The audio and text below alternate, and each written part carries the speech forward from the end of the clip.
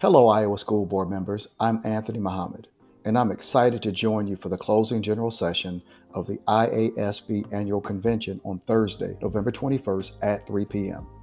I'll introduce you to the 4 leadership competencies essential for your board team. Those include communication, trust building, professional support, and accountability. By breaking down these traits, you'll gain practical skills to inspire others and create a culture that supports change. Join me as we delve into the importance of school culture and learn how to develop a consensus in and beyond your team. Let's work together to build a strong foundation for positive change in our schools. I look forward to seeing you there.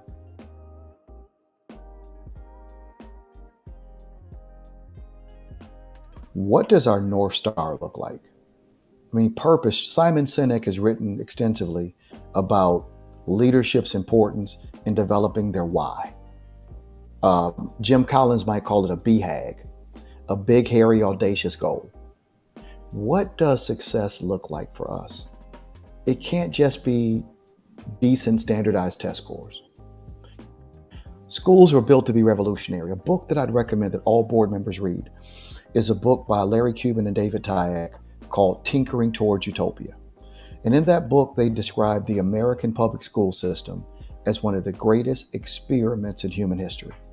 That's a heck of a compliment. And you are the vanguards of one of the greatest experiments in American history. Don't cheapen it to raising test scores by 2% or 2.5%. That's a nice benchmark. It's a nice goal. But how do you want to revolutionize your community? Could you be like Northwest Arkansas, where Sam Walton emerged and the Walmart empire was developed? The next great Sam Walton might be in your school district. The next Bill Gates, the next Henry Ford, who could revolutionize your community and bring about prosperity that all of us could share in.